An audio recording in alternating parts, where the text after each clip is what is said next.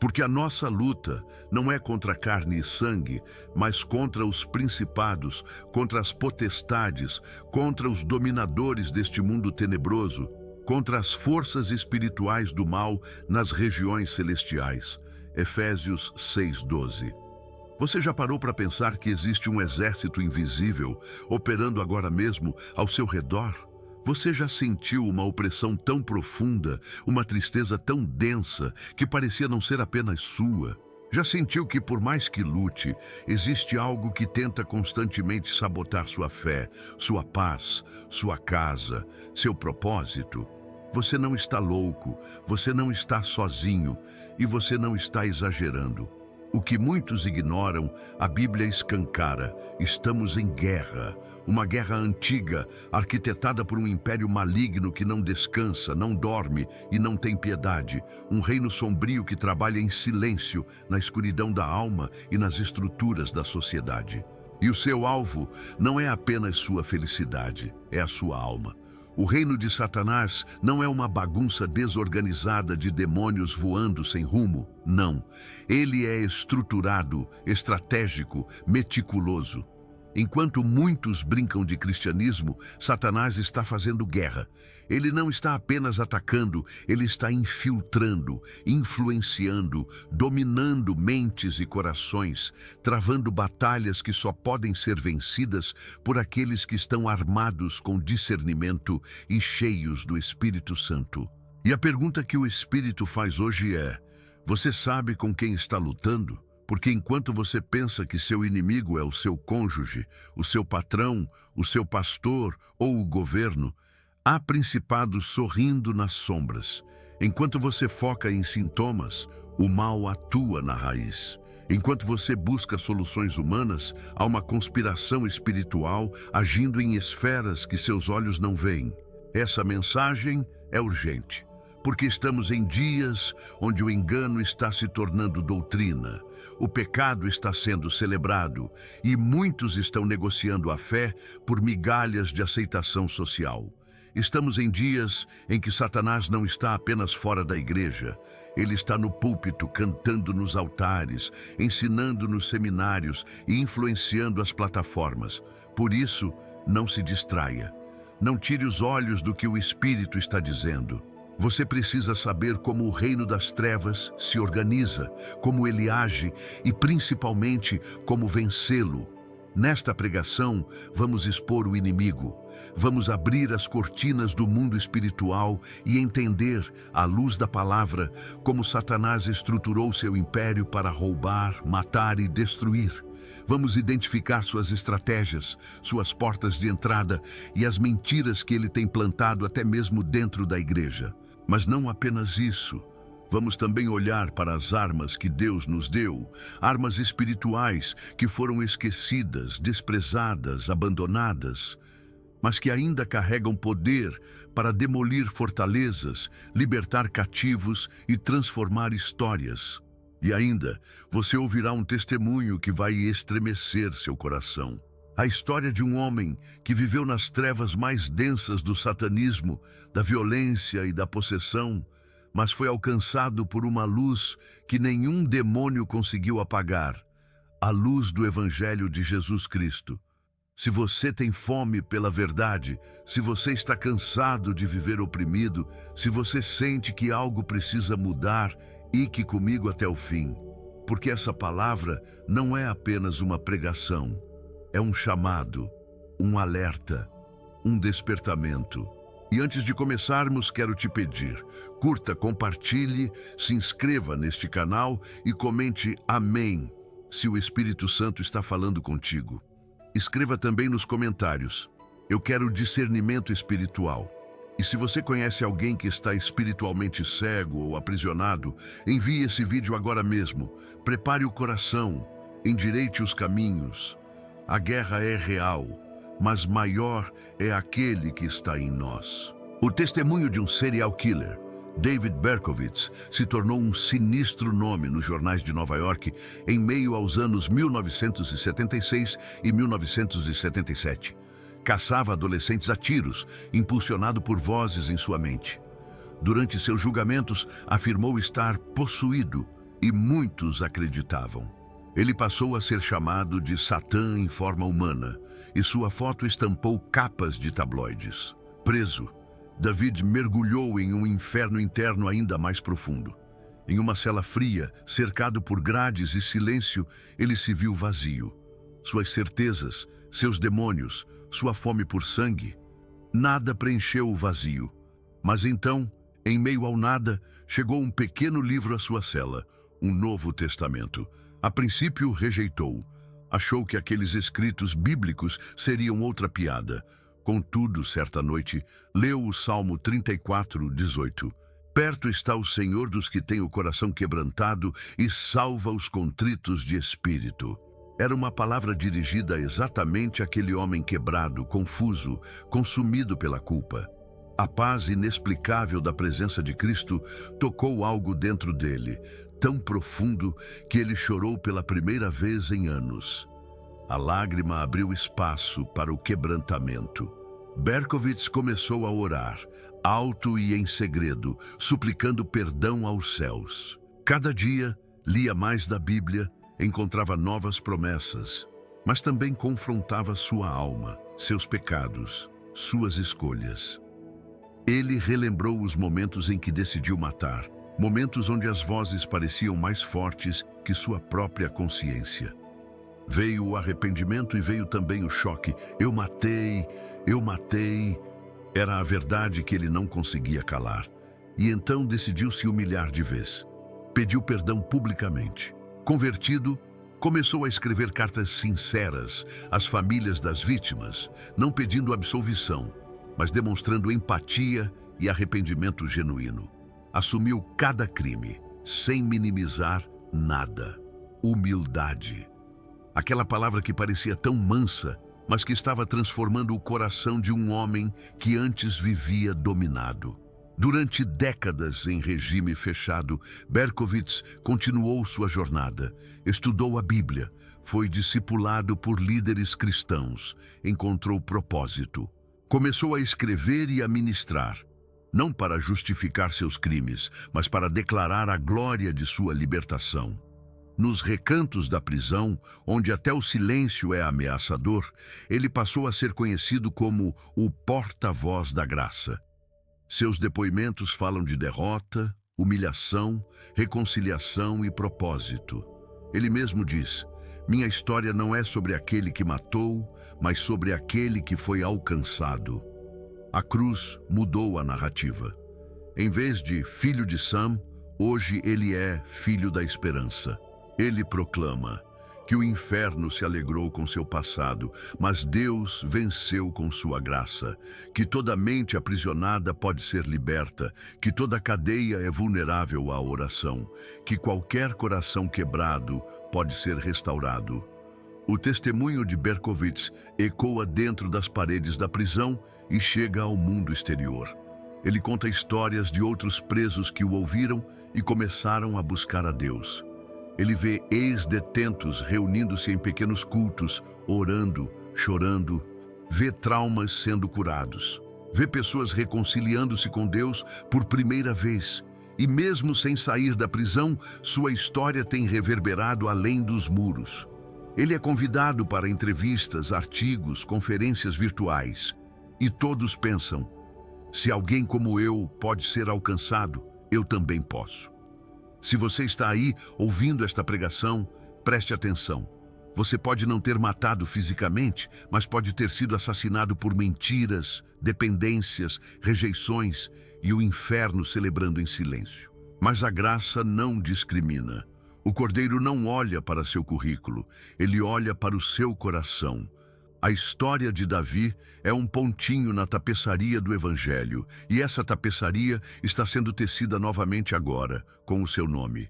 Hoje, a voz profética que parte da cela dele se une a essa pregação para clamar: mesmo que você tenha sido a pior pessoa do mundo, o nosso Deus ainda pode te transformar. Ele ainda pode converter trevas em luz, mortes em vida, prisão em liberdade.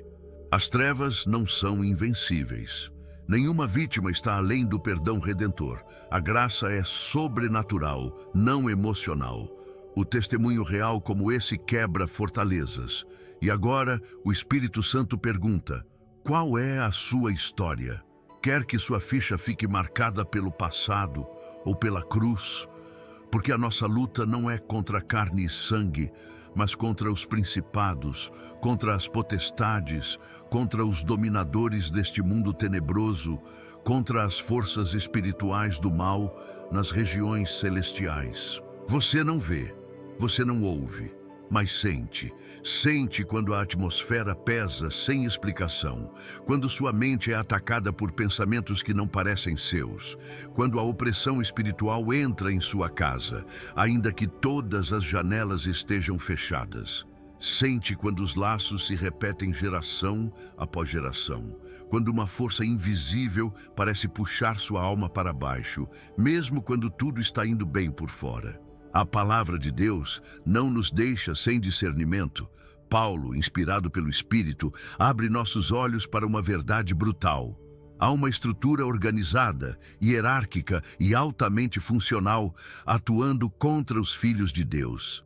Não é um caos aleatório, é uma guerra ordenada, com níveis, funções e comandos. E é por isso que precisamos entender o que são principados, potestades e dominadores deste mundo tenebroso. Porque se não sabemos com quem estamos lutando, lutaremos errado. Ou pior, seremos enganados, derrotados, e nem saberemos por quê. A palavra principado vem do grego arche, que significa início, autoridade principal, governo. São espíritos malignos de alto escalão, com autoridade sobre regiões geográficas, nações, cidades e até estruturas espirituais. Veja Daniel 10:13. O anjo enviado por Deus a Daniel é impedido por o príncipe do reino da Pérsia, até que Miguel, o arcanjo, vem em seu auxílio. Esse príncipe não era um rei humano, era um principado, um ser espiritual com poder sobre uma nação inteira. Seu trabalho, impedir que as orações fossem respondidas, sabotar planos celestiais, cegar governantes, manter povos inteiros em escuridão espiritual. Hoje não é diferente. Há principados sobre nações que promovem guerras, alimentam ódios étnicos, legitimam o aborto, legalizam o pecado. Em cidades, esses principados influenciam a cultura, a arte, a educação, o comportamento social. E você acha que é só política, só ideologia? Não. É guerra espiritual. Quantas vezes você entrou em uma cidade e sentiu o ambiente pesado? Às vezes não é só clima, é domínio, é potestade instalada, é território tomado. A palavra potestades vem do grego exousia, autoridade, poder delegado. Esses são espíritos que operam em sistemas organizacionais, religiões falsas, governos corrompidos, sistemas econômicos opressores, estruturas de pecado institucionalizado. São eles que organizam a injustiça, que disseminam a corrupção, que influenciam leis, tribunais, decisões políticas. São potestades que transformam o certo em errado e o errado em direito. São elas que promovem divisões e rebeliões. Também atuam em estruturas religiosas, igrejas que negam a cruz, doutrinas que negam o arrependimento, líderes que negociam a santidade por aplausos. Eles se infiltram como teólogos, mas são agentes da perdição. Organizam o engano como um exército que não precisa mais atacar, porque já se instalou no púlpito. A potestade é quem transforma o sagrado em profano e chama isso de libertação espiritual moderna. Essa expressão, no grego cosmokrator, pode ser entendida como senhores deste sistema mundano. São demônios que operam nos bastidores da cultura, moldando o pensamento coletivo.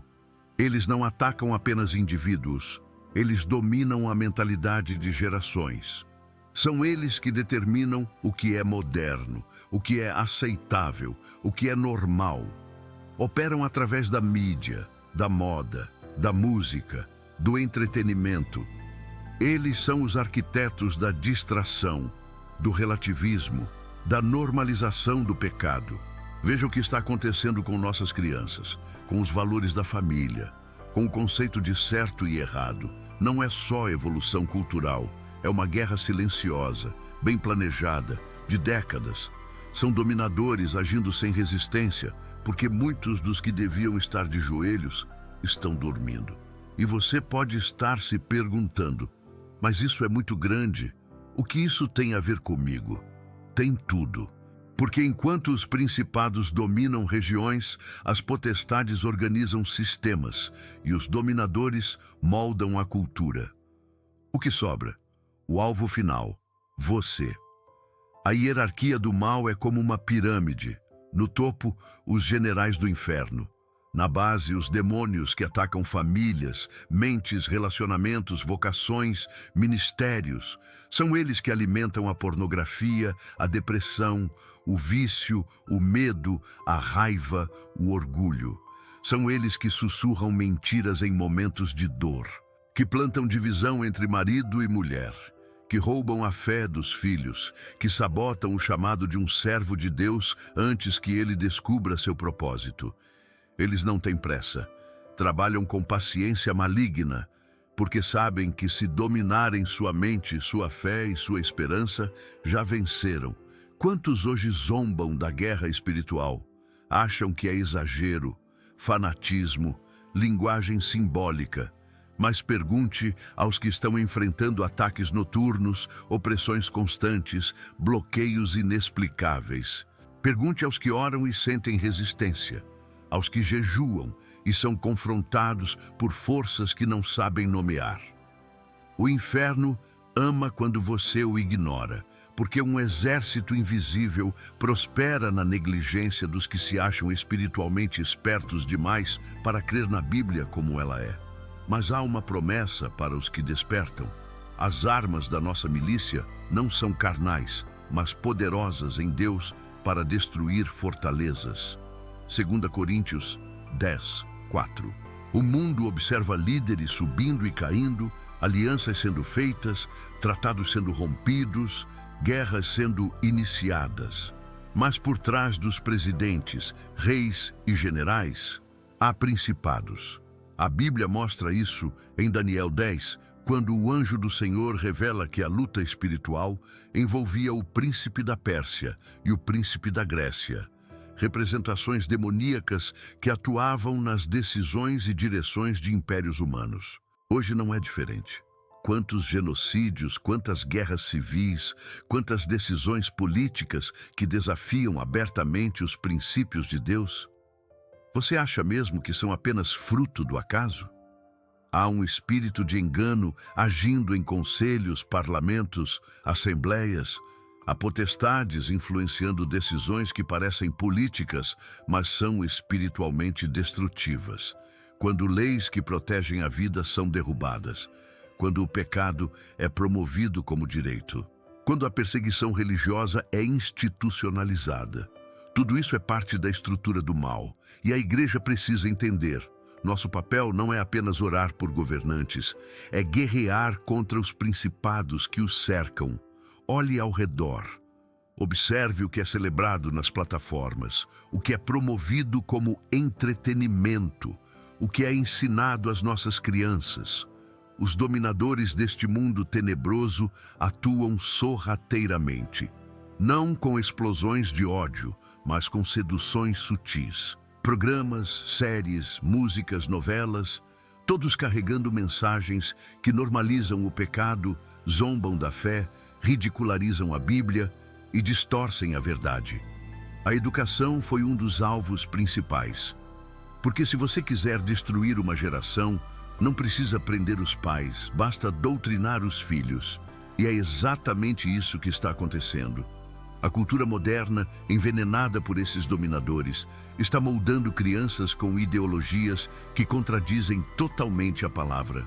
E muitos pais cristãos estão distraídos, estão confiando seus filhos às escolas, às redes sociais, à mídia, sem perceber que estão entregando suas mentes a um sistema satânico de reeducação espiritual.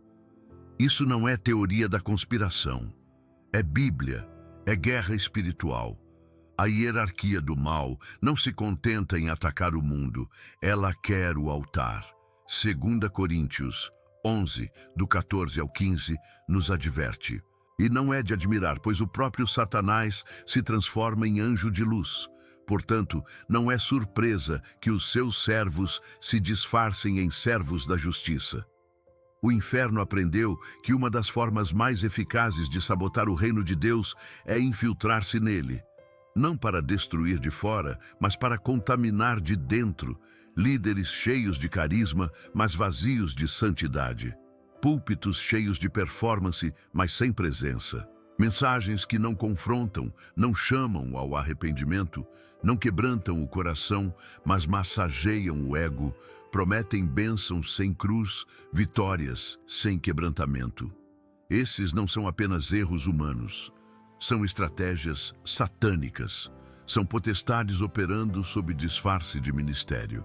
Quando igrejas deixam de ser casas de oração e viram centros de entretenimento, há uma estrutura espiritual por trás. Quando o nome de Jesus é usado como marketing, não como chamado ao arrependimento, há um domínio do mal em operação. E você sente. Mesmo sem entender, seu espírito sente, porque o Espírito Santo testifica onde há verdade e se retira onde há engano.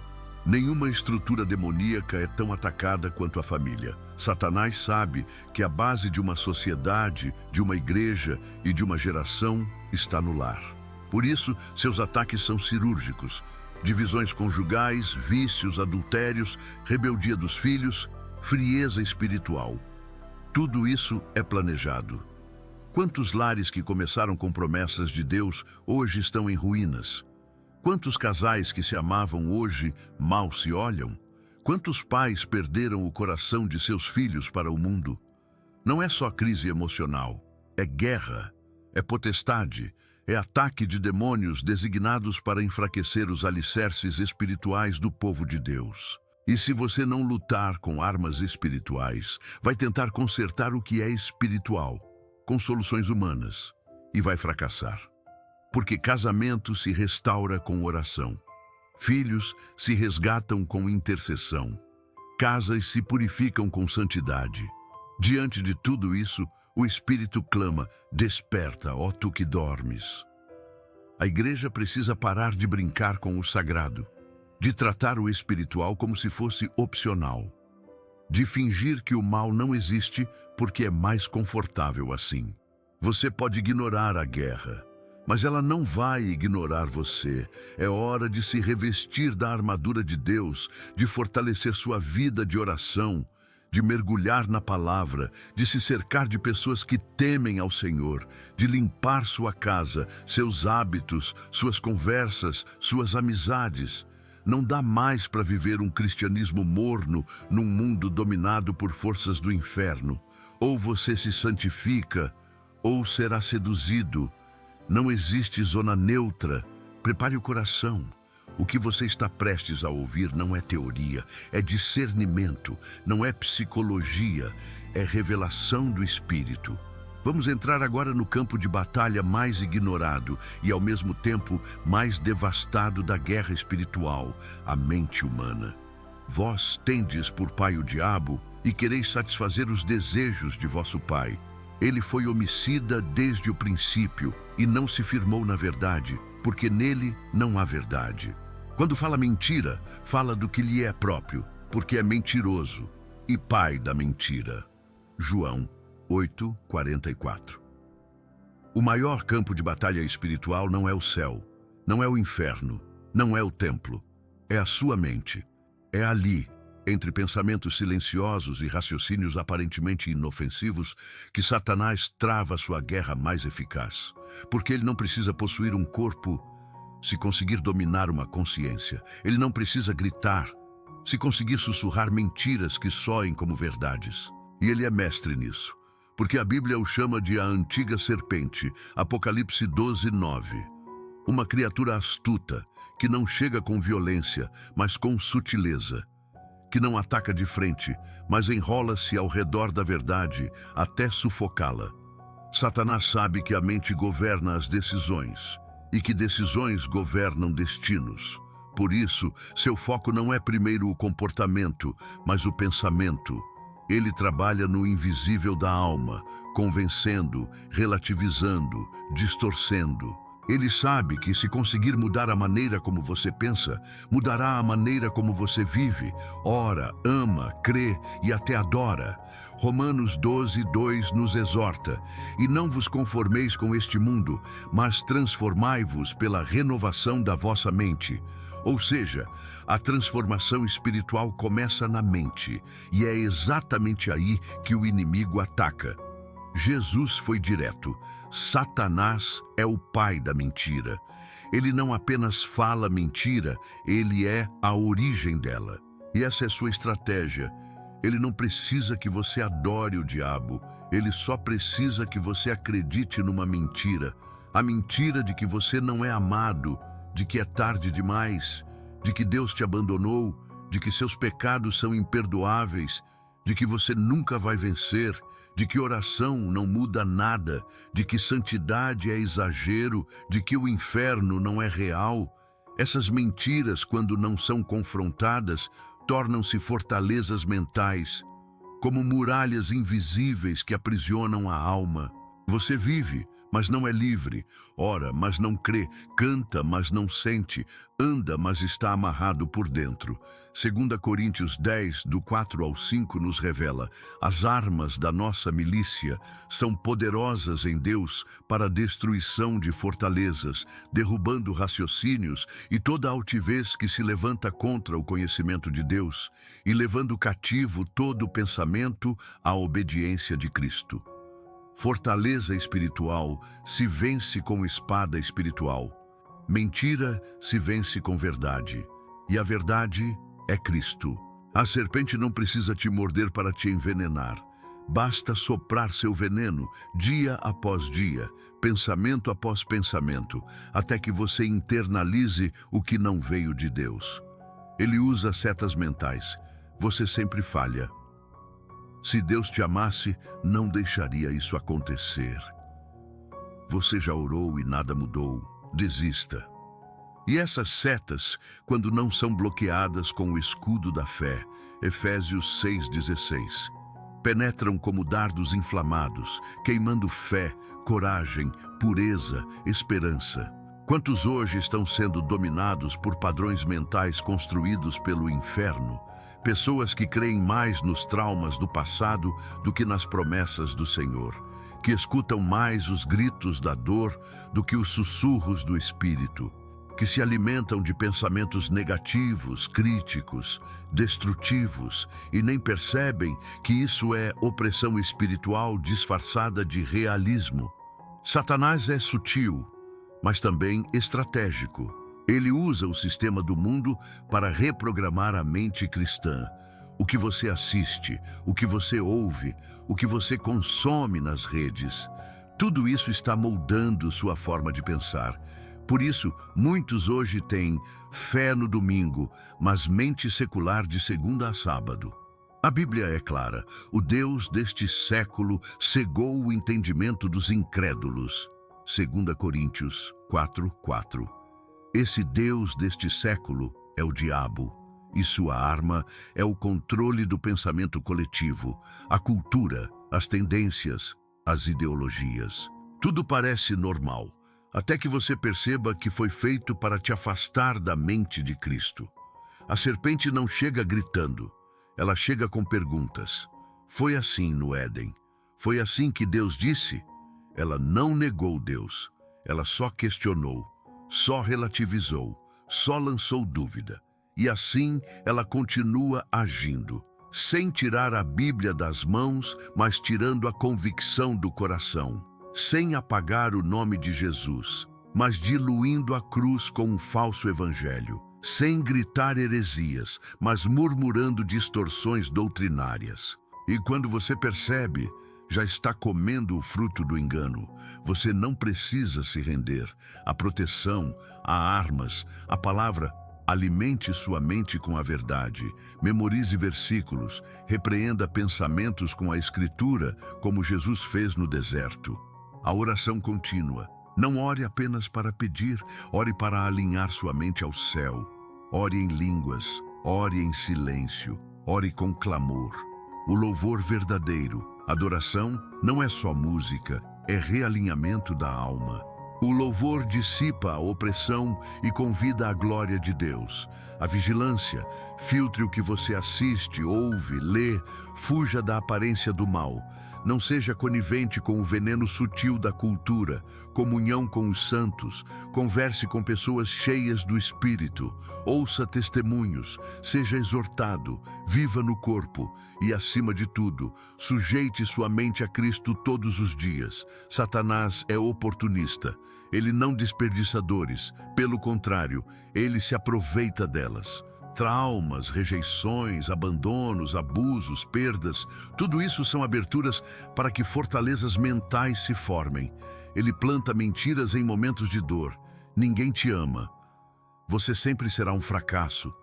Você não merece ser feliz. Nem Deus liga para você.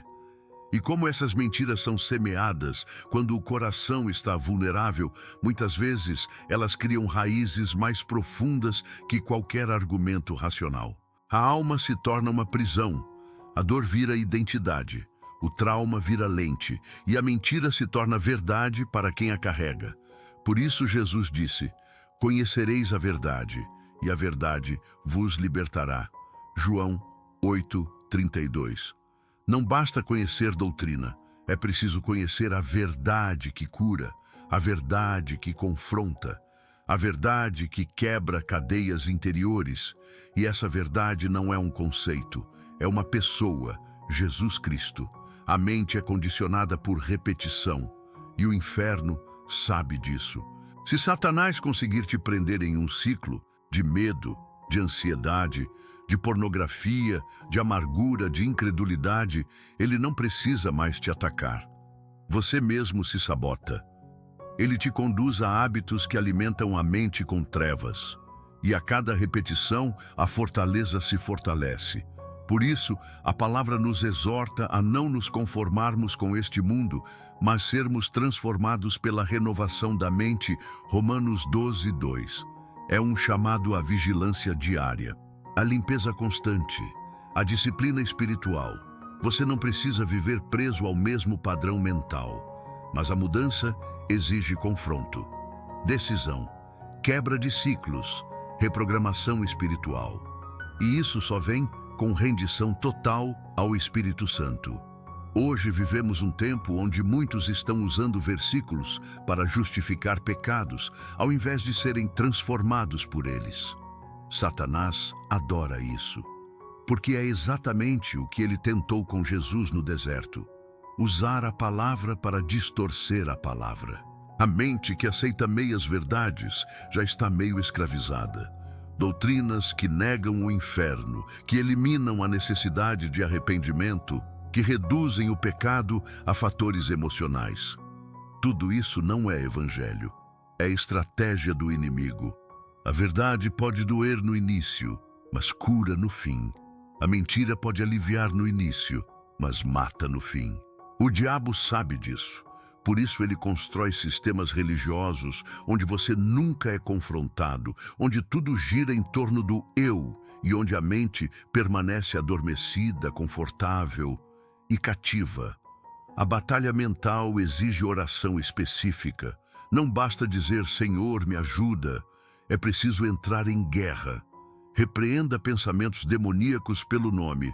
Eu rejeito o espírito de acusação.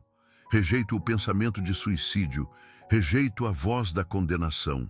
Declare a palavra em voz alta. O inferno respeita a autoridade espiritual. Quando você cita a Escritura, você ativa o Espírito. Clame pelo sangue de Jesus sobre sua mente. Há poder no sangue para purificar não apenas pecados, mas consciências contaminadas. Hebreus 9:14. Peça discernimento diário. Ore para perceber quando um pensamento não veio de Deus. O Espírito Santo é fiel em alertar. Ore com outros. Há libertação quando dois ou mais se unem. Acorde com um irmão de fé para orar juntos por renovação da mente. Nós, porém, temos a mente de Cristo. 1 Coríntios 2:16. Essa não é uma metáfora, é uma promessa. Cristo não pensava como o mundo. Ele não reagia como o mundo. Ele não se movia por medo, ofensa ou pressão. Ele se movia por revelação. Ter a mente de Cristo é viver com os pensamentos alinhados à eternidade. É amar o que Ele ama, odiar o que Ele odeia, desejar o que Ele deseja. E isso só é possível quando a sua mente deixa de ser um campo aberto para o inimigo e se torna um altar exclusivo do Espírito Santo. Comece hoje. Examine seus pensamentos, filtre suas ideias. Ore antes de aceitar qualquer verdade. Jejue para enfraquecer a carne. Medite para alimentar o espírito e declare: minha mente pertence ao Senhor. Não aceito pensamentos que Ele não me deu. Não aceito mentiras que Ele não disse. Não aceito condenações que Ele já perdoou. Eu tenho a mente de Cristo. Porque os tais são falsos apóstolos, obreiros fraudulentos, transfigurando-se em apóstolos de Cristo. E não é de admirar, porque o próprio Satanás se transfigura em anjo de luz. Portanto, não é muito que os seus ministros se transfigurem em ministros da justiça. 2 Coríntios 11, do 13 ao 15. A maior estratégia de Satanás hoje não é fechar igrejas, é ocupar púlpitos. Ele sabe que o mundo já jaz no maligno. Seu foco agora é infiltrar o que era para ser santo, contaminar o que era para ser puro, sabotar a mensagem da cruz de dentro do altar. Porque se ele conseguir transformar o evangelho em outra coisa, ele vence sem lutar. E é isso que estamos vendo, uma infiltração silenciosa, um veneno doce, um evangelho falsificado que não confronta, não salva e não transforma, mas lota igrejas e esvazia o céu. Paulo não usou palavras leves. Ele chamou esses homens de obreiros fraudulentos, falsos apóstolos, ministros do próprio diabo. Hoje isso continua, mas com nomes mais modernos: coach espiritual, influencer gospel, apóstolo de sucesso, mentor da fé. Nomes bonitos, mas corações longe da verdade. Pregadores que não conhecem o quebrantamento, que não choram mais no altar, que falam com carisma, mas não carregam cruz. Que fazem marketing com o nome de Jesus, mas negam o poder do sangue. Eles não anunciam o arrependimento, eles oferecem conforto. Não chamam ao renascimento, apenas ao sucesso. Não falam de pecado, apenas de autoestima. Não apontam para o céu, apenas para a realização pessoal. E muitos os seguem, porque o falso evangelho sempre terá mais audiência do que a verdade que exige renúncia. Satanás não aparece com chifres. Ele aparece com terno e Bíblia, com voz doce e versículos fora de contexto, com revelações emocionantes, mas sem raiz no arrependimento. Ele se transfigura, e os seus ministros também. São cultos com luzes, som, performance, mas sem glória. São ministrações emocionantes, mas sem unção. São promessas constantes, mas sem cruz. São igrejas cheias de gente, mas vazias da presença. Paulo advertiu Timóteo sobre os últimos dias, tendo aparência de piedade, mas negando a eficácia dela. Destes afasta-te. 2 Timóteo 3:5. E nós, estamos discernindo, ou estamos sendo seduzidos por aquilo que parece santo, mas está espiritualmente morto?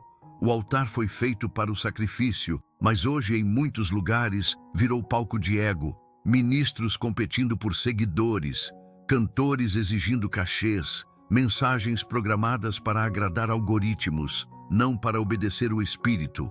Tudo isso é mais do que carnalidade. É estratégia infernal. Porque se o culto vira entretenimento, a alma sai igual. Se o louvor vira show, o coração não se rende.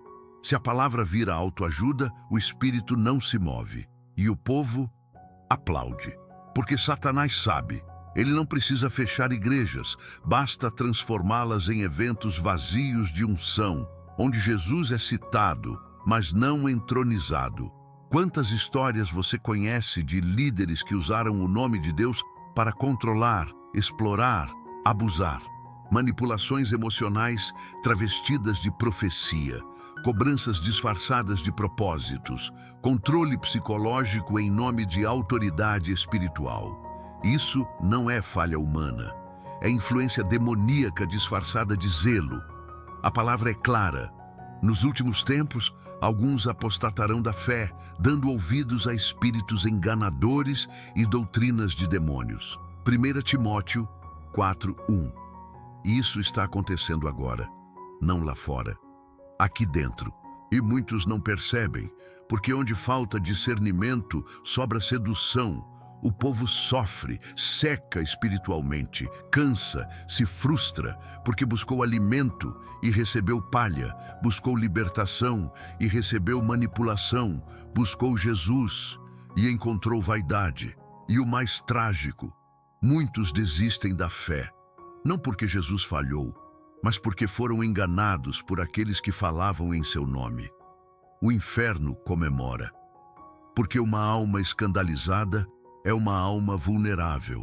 Deus ainda tem remanescentes, homens e mulheres que não negociaram a unção, que choram em secreto, que pregam com lágrimas, não com slogans, mas esses estão sendo abafados pelo barulho do sistema. Por isso, o Espírito clama: purifiquem o altar, voltem ao jejum, voltem à palavra, voltem à humildade, voltem ao arrependimento. Só haverá avivamento se houver purificação. E isso começa não com o povo, mas com os sacerdotes. Nem sempre a apostasia chega com escândalo. Às vezes, ela entra em silêncio, e é por isso que muitos não percebem que já estão pisando em altares contaminados. Como identificar? Quando há muita performance e pouca presença. Quando há muitas palavras bonitas, mas nenhuma confrontação ao pecado. Quando há promessas toda semana, mas arrependimento é raro. Quando líderes são exaltados e Cristo é apenas coadjuvante. Quando o povo sai emocionado, mas não transformado. Esses são sinais espirituais, frutos podres de uma árvore que parece saudável. Jesus disse: pelos seus frutos os conhecereis. Mateus 7,16.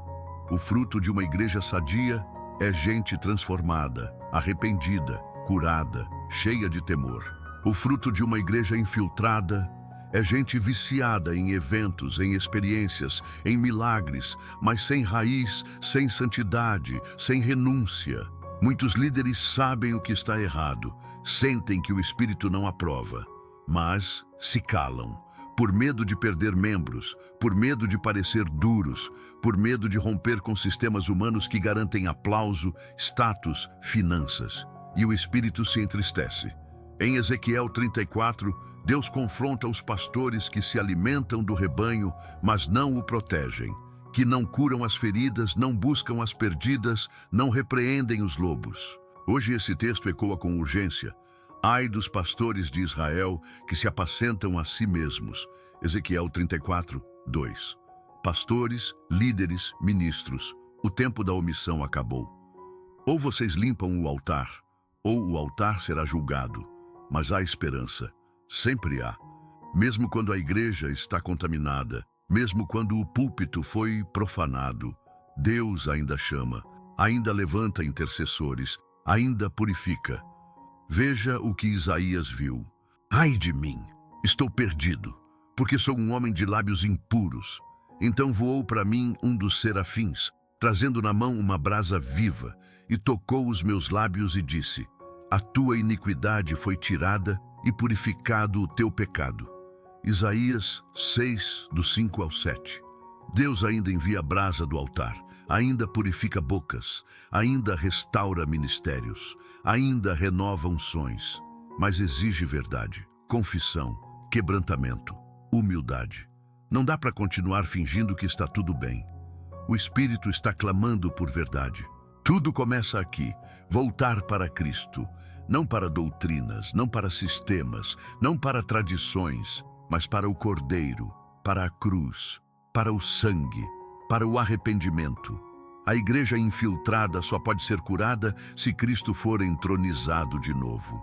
Se ele deixar de ser o nome do letreiro e voltar a ser o Senhor do altar, isso exige coragem, exige decisões, exige rompimentos, mas também trará renovo, glória, presença.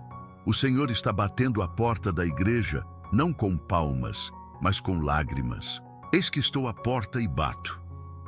Apocalipse 3:20. Será que ouviremos? Agora entramos no campo da resistência, no território da resposta celestial.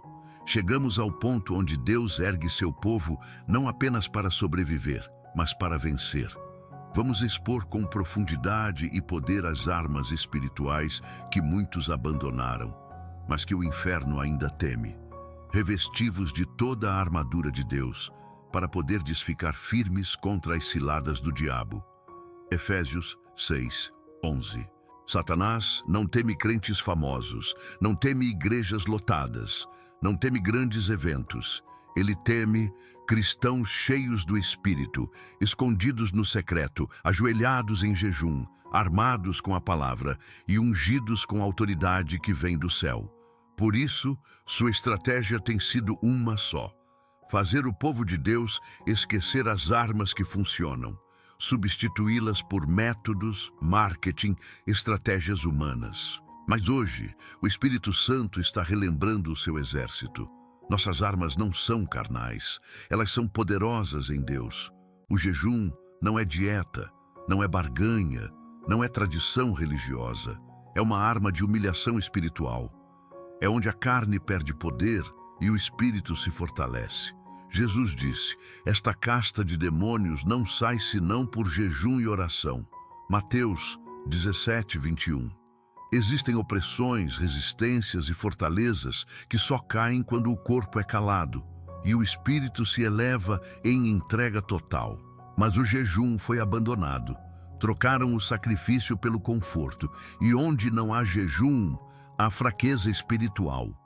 É hora de voltar, nem que seja com lágrimas, com um dia, 2 refeições, um jejum parcial. Mas volte a jejuar, porque cada vez que você jejua com sinceridade, algo se move no invisível. A oração não é um ato, é uma guerra. Orai sem cessar.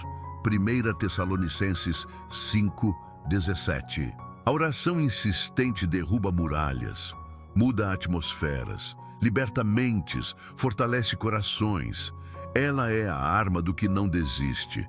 Satanás não resiste a um crente que ora todo dia, mesmo quando está cansado, mesmo quando parece que Deus não está ouvindo, mesmo quando tudo diz desista. Foi assim com Elias, com Ana, com Daniel. Todos venceram, porque não pararam de orar. Hoje, o Espírito está chamando. Volte ao quarto, volte à madrugada, volte à oração em línguas, volte ao pranto, volte à intercessão pelos filhos, pela igreja, pelo Brasil, volte à guerra espiritual. Tomai a espada do Espírito, que é a palavra de Deus. Efésios 6:17. Satanás não teme opiniões, não recua diante de gritos, mas quando você declara a palavra, ele perde terreno. Foi assim com Jesus no deserto. 3 vezes ele respondeu: está escrito. Cada está escrito é uma espada que corta mentiras, desmonta fortalezas e desfaz enganos. Por isso, o diabo ama crentes que conhecem doutrinas, mas não conhecem a palavra. Ele ama igrejas com mensagens motivacionais, mas sem Bíblia.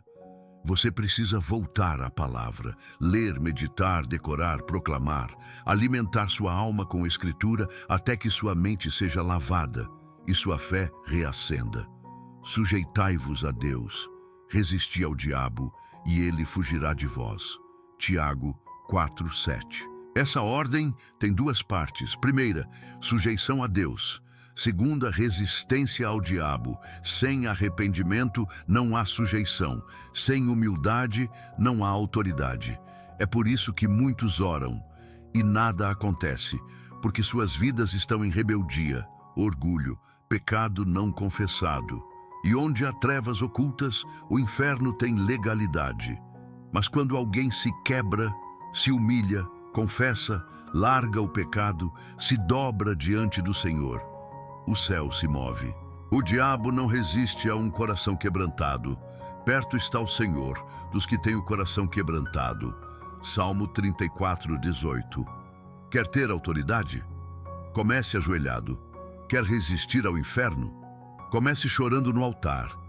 Paulo e Silas estavam presos, acorrentados, escuridão total, mas começaram a cantar, e a Bíblia diz: sobreveio de repente um terremoto tão grande que os alicerces do cárcere se moveram. Atos 16, 26. O louvor no meio da guerra não é emoção, é libertação. Quando você louva enquanto está sofrendo, algo se move no céu e o inferno treme. O louvor puro, não comercial, não performático, não feito para agradar homens, mas para entronizar Jesus, ainda abre portas, derruba grilhões e muda atmosferas. A Bíblia não é apenas um livro de promessas, é um manual de guerra. Cada personagem, cada história, é um retrato de como Deus age quando seus filhos se levantam armados com fé e obediência. Moisés venceu o Egito com um cajado, mas sua força vinha do altar de oração. Davi derrotou Golias com uma pedra, mas sua confiança estava no Deus dos exércitos. Josafá, diante de 3 exércitos, venceu com louvor. O povo cantava e os inimigos se destruíam entre si. 2 Crônicas 20. Ester salvou uma nação com jejum e coragem diante de um rei pagão. Daniel enfrentou um império com oração, 3 vezes ao dia, mesmo sabendo que poderia morrer. Todos eles usaram armas invisíveis e venceram inimigos visíveis. É isso que o Espírito está dizendo hoje. Você não precisa ser forte aos olhos do mundo, mas precisa estar revestido das armas espirituais. Primeiro, avalie sua armadura. Efésios 6. Você está usando cada parte? Cinto da verdade, couraça da justiça, calçado do evangelho, escudo da fé, capacete da salvação, espada do Espírito. Não adianta ter só a espada se você não tiver o escudo. Não adianta ter a palavra se você vive em pecado. A armadura precisa estar completa. Refaça seu altar, examine sua vida e se vista da armadura todos os dias. Segundo, crie uma rotina espiritual de guerra. Separe horários de oração intencional. Faça jejuns regulares, ainda que pequenos. Declare versículos todos os dias em voz alta. Ungir sua casa, seu quarto, sua família com óleo e oração. Rompa com ambientes e hábitos que alimentam o pecado. Não lute sozinho. Chame irmãos para orar com você. Muitos estão fracos porque se isolaram. E o inferno ataca isolados. Declare bênçãos sobre seus filhos. Repreenda o espírito de divisão, enfermidade, miséria. Purifique sua casa de objetos, músicas, imagens, conteúdos que abrem brechas. Retome o culto doméstico. Volte a ler a Bíblia em família, porque quando um cristão decide usar as armas espirituais com fé, o inferno recua.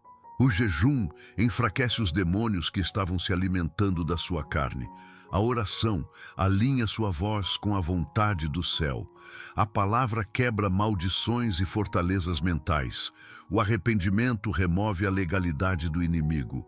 O louvor altera atmosferas espirituais ao seu redor.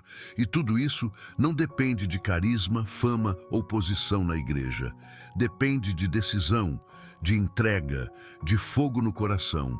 Você está cansado, confuso, desanimado. Talvez você apenas deixou as armas no chão. Talvez você parou de lutar quando devia ter orado mais. Talvez você acreditou na mentira de que não adiantava mais. Mas hoje, o Espírito Santo está te dizendo: filho, filha, levante-se. Eu ainda sou contigo. Ainda há armas na sua mão. Ainda há vitória preparada para os que não desistem. Volte, reaja, arme-se de novo. O inferno pode ter começado essa guerra, mas quem termina é o céu. 1000 cairão ao teu lado e 10.000 à tua direita, mas tu não serás atingido. Salmo 91, 7. Para lhes abrires os olhos e os converteres das trevas à luz e do poder de Satanás a Deus. Atos 26, 18. Existe um ponto onde o pecado parece ter vencido, onde a alma já não sente, onde a culpa grita, onde tudo parece perdido. Esse é o ponto onde o inimigo sorri, porque ele acredita que conseguiu, que destruiu mais uma alma, que marcou alguém para sempre com vergonha, destruição e condenação. Mas é exatamente aí que a graça entra. Esse capítulo é sobre isso, sobre a luz que invade prisões, sobre o evangelho que alcança até onde a religião desiste, sobre um Deus que ainda transforma Saulos em Paulos, que ainda tira homens do inferno e os coloca como testemunhas do céu. Você ouviu sobre a hierarquia do inferno, sobre o ataque à mente, sobre a contaminação dos altares, sobre as armas espirituais esquecidas, sobre um homem que saiu das trevas mais densas para se tornar uma voz do céu. Mas agora, a pergunta não é: o que o diabo está fazendo? A pergunta é: o que você vai fazer com o que ouviu? Porque há um espírito de urgência no ar. O céu está se movendo. O Espírito Santo está batendo em corações com poder e ternura, dizendo: filho, filha, volte para mim. Você não pode mais dizer que não sabia, que não entendia, que era só emocional. Hoje os olhos espirituais foram abertos, o véu foi rasgado, as estruturas do mal foram expostas. Você viu como o inimigo opera, você sentiu que há áreas em sua vida sob opressão, você reconheceu fortalezas mentais, você lembrou de feridas que ainda sangram, você entendeu que precisa se revestir da armadura e voltar para a presença. Agora é com você. Hoje, se ouvirdes a sua voz, não endureçais o vosso coração. Hebreus 3:15. Se você está distante, frio, preso, hoje é o dia de voltar.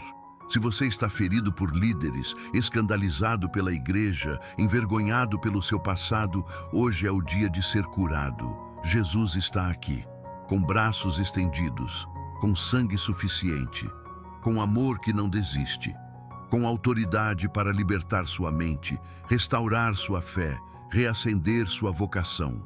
Não resista, caia de joelhos, grite por misericórdia, abra o coração, derrame sua alma. Ele ainda ouve, ele ainda transforma. Coloque a mão no seu coração agora. Senhor Jesus, eu reconheço que fui enganado, distraído, ferido. Reconheço que baixei minha guarda, que aceitei mentiras, que deixei as trevas entrarem. Mas hoje eu volto, eu renuncio ao pecado. Eu quebro todo pacto com a mentira, com o medo, com o orgulho. Eu confesso meus pecados e recebo o teu perdão. Lava-me com teu sangue, enche-me com teu espírito, restaura minha mente, meu coração, minha casa. Eu tomo de volta as armas espirituais e declaro: sou teu, Senhor, para sempre, em nome de Jesus. Amém. Receba isso. Você não é mais propriedade das trevas. Você não é refém do passado. Você não é o que fizeram com você. Você é amado, restaurado, armado, ungido, chamado, separado. Levante-se como intercessor, como guerreiro, como adorador. Volte a orar com fervor, a jejuar com lágrimas, a resistir com fé, a viver com temor. Deus não terminou com você. O Espírito Santo ainda está chamando, e a guerra não vai te engolir. Você foi chamado para vencê-la. Se essa palavra falou contigo, escreve nos comentários: eu recebo. Se você conhece alguém aprisionado, afastado, ferido, envie esse vídeo agora mesmo. Curta e compartilhe, esta mensagem pode ser o início da libertação de uma alma. Até o próximo sermão.